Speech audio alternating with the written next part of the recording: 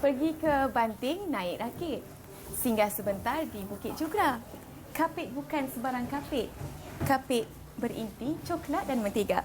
Okey, episod Bisnes Alternatif kali ini kita akan melihat bagaimana kuih kapit dibuat dan juga perniagaannya di bulan Ramadan.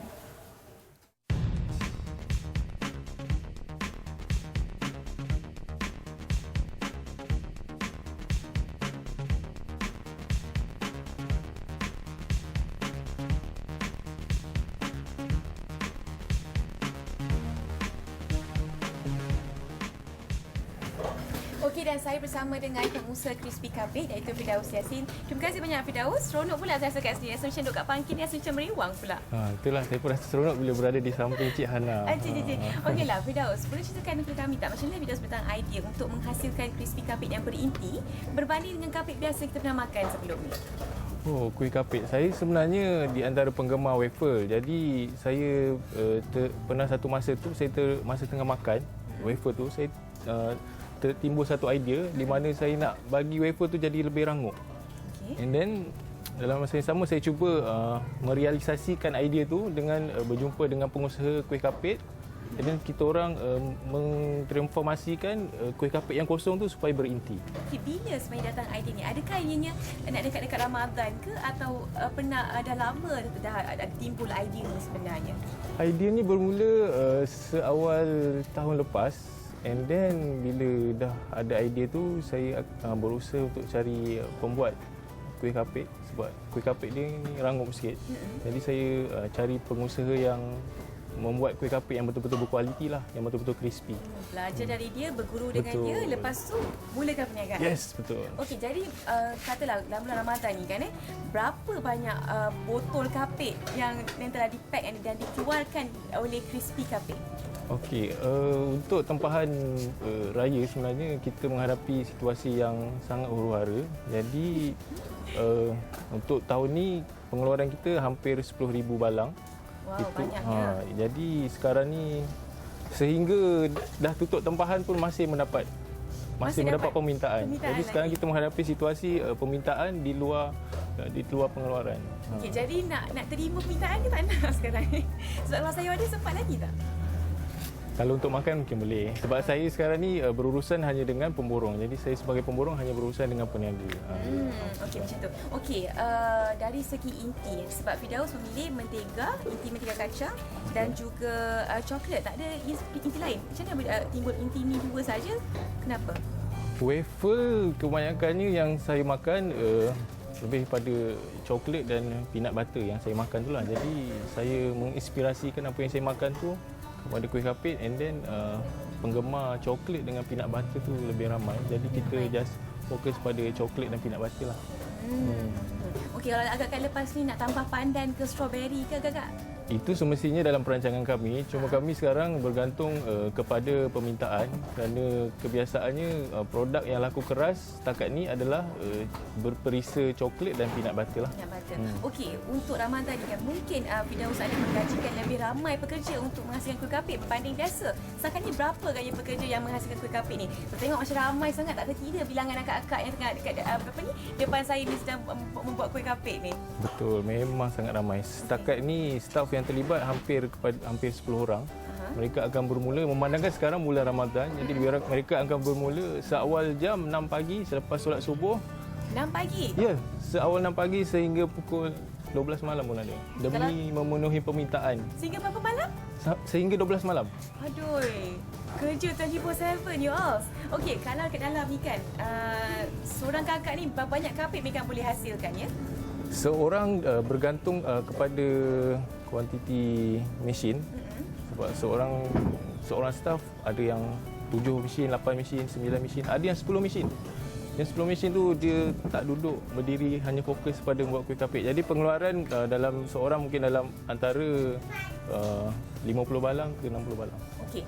Rahsia kuih kapit yang enak ni, siapa yang mempunyai resepi dan biasanya siapa yang akan buat batter tu untuk buat kuih kapit tu?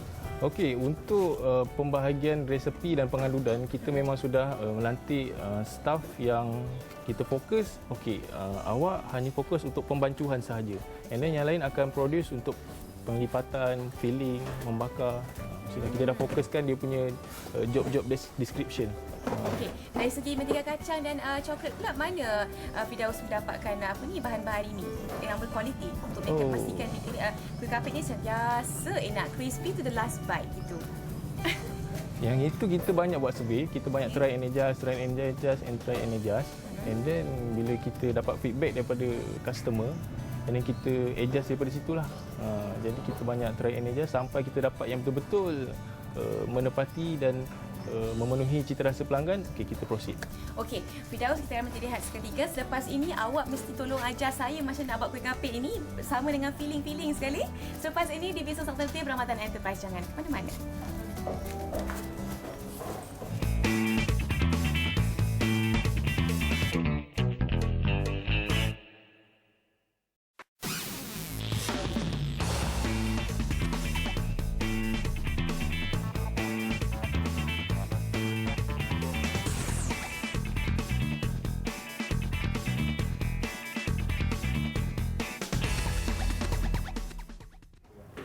Bertemu kembali di Bisnes Alternatif Ramadan Enterprise. This is where the magic happen. Bunyi anak kat rumah. Sebab apa? Saya rasa macam nak berbuka puasa je. Sebab apa?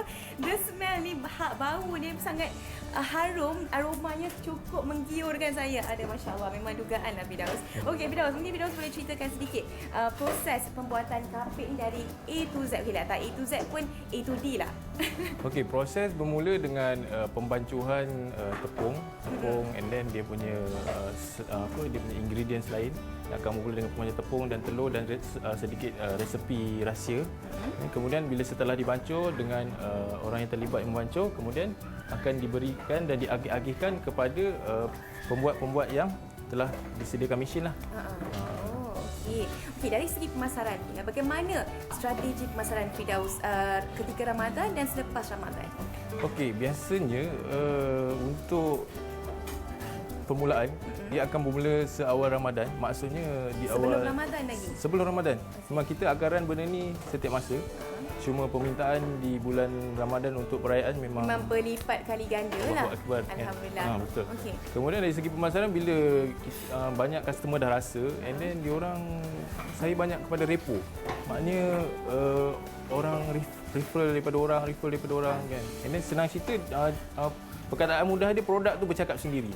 Kita yang sebagai saya punya ejen, mereka tidak perlu banyak mempromosikan, hanya post gambar, and then bila mereka tengok dan berminat, mereka terus hubungi saya punya ejen. Okey, dari segi strategi pemasaran, adakah anda memasarkannya itulah anda cerita secara repo, tapi ada tak melalui media sosial dan sebagainya?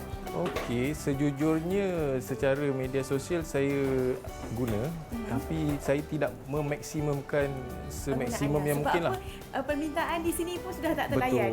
Betul. Okey, setakat ini berapa banyak pembekal, maksudnya berapa banyak pembeli atau pemborong yang mengambil crispy kapit ini untuk dijual? Okey, pemborong buat masa ni tidak berapa ramai, anggaran dalam 10 ke 15 orang, tetapi mereka ambil dengan kuantiti yang banyak.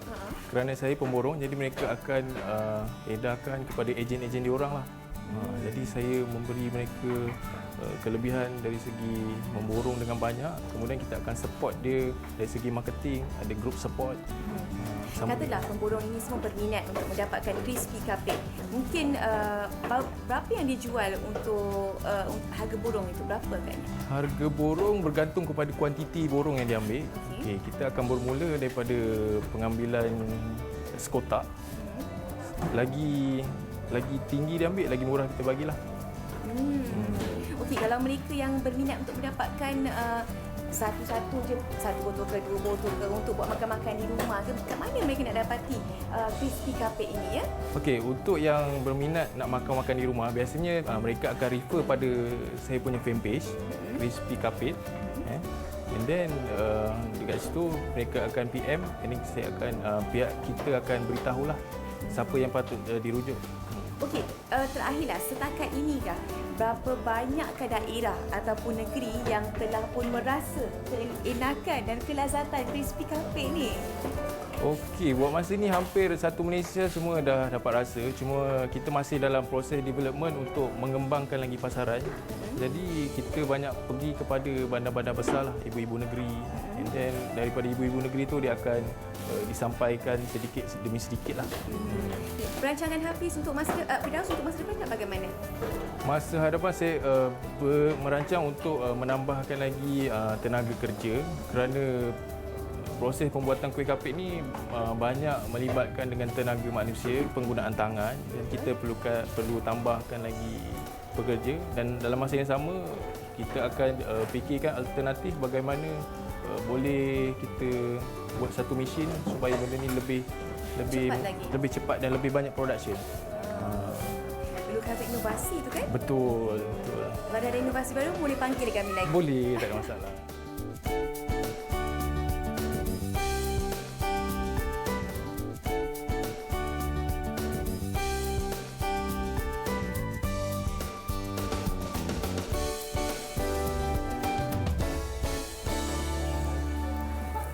Okey, inilah dia proses terakhir iaitu proses pembungkusan kuih kapit. Saya ingatkan Firdaus, kalau bab bungkus-bungkus ni bagi kat saya lah kot. Kalau bab buat kuih kapit tu perlukan masa setahun dua rasanya. Okeylah, saudara, itu sahaja masa yang kita ada di Bisnes Alternatif Ramadan Enterprise. Saya akan membungkus kuih kapit ini untuk dibawa pulang. Sehingga kita berjumpa lagi. Bye-bye dan Assalamualaikum.